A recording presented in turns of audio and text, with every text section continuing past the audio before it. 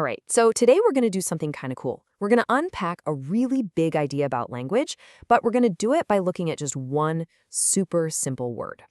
Think of it like a little detective story where the clues are hiding in plain sight. So let's just dive right in. The word we're starting with is one we all use, probably all the time. You know, a word we think we totally understand.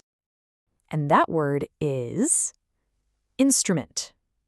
Go ahead, just take a second, define it in your head. You got it?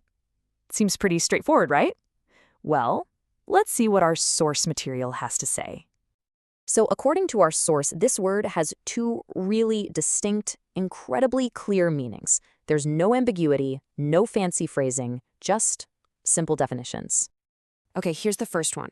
An instrument is, and I quote, anything people hold in their hand and use to do something. The synonym they give is just tool. The language here is just, wow, incredibly direct, almost basic.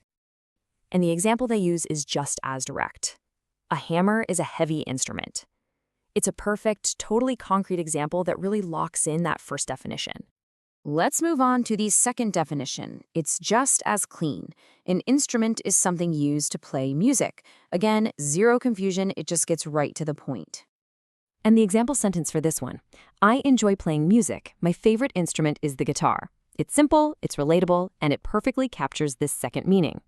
So far, so good. But maybe a little too good? And this is where our little investigation really starts. See that extreme simplicity? It's not an accident. It's actually a clue, and it's pointing to something much, much bigger, hiding just under the surface. The way these definitions are phrased is so clear, they feel, well, almost elementary. The choice of words like thing, do something, heavy, it all feels intentionally basic. And that very simplicity, that's our first major clue. This naturally leads us to a really important question. Where in the world are these definitions coming from? I mean, who wrote them this way and why? The answer is right there in the name. The Simple English Wiktionary. So this isn't your standard dictionary. Its whole purpose is simplicity. But wait, that's still not the whole story. The real clue is hidden at the very bottom of the page. If you were to scroll all the way down on the source page, past everything else, you'd find a small list of categories. And tucked away in that list is this little code, BE850. That right there, that is the key that unlocks this entire idea. So let's unpack this. That little tag, BE550, it's not just some random category. It's actually a signpost pointing to this fascinating project to, well, re-engineer the English language itself. So what on earth is B850? I mean, it kind of looks like a catalog number or some technical code, right? But it actually stands for something way more ambitious. And this is the aha moment. The source page just tells us directly, instrument is on the Basic English 850 list. And this confirms it. Our word wasn't defined simply by chance. It was chosen to be part of a very exclusive club. 850. That number. That's the magic number here. It's not random at all. It's the carefully chosen number of words that make up the entire foundation of a simplified version of English. And here's what it all leads to. A thing called Basic English.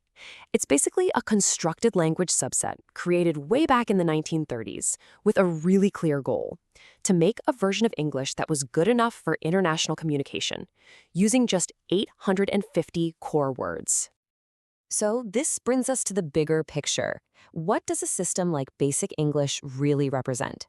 It's a pretty powerful statement about clarity, about accessibility, and really about the whole function of language. Yeah, this slide really lays it all out. You've got standard English on one side. It's this vast, almost infinite toolkit for expressing really complex ideas and subtle feelings. And then you have Basic English, which is the exact opposite. It's a small, essential toolkit designed to get a clear point across to the widest possible audience. And that brings us full circle. The reason the definitions for instruments seemed almost too simple is because they had to be. They were built using only that 850-word toolkit of Basic English. The simplicity we noticed, it wasn't a bug, it was the entire feature. It was a perfect demonstration of the system working exactly how it was designed to. Which leaves us with a final, really fascinating question to think about.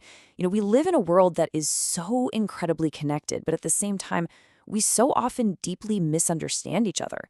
So, in a world that complex, is a simpler, more direct way of communicating actually the answer we've been looking for all along?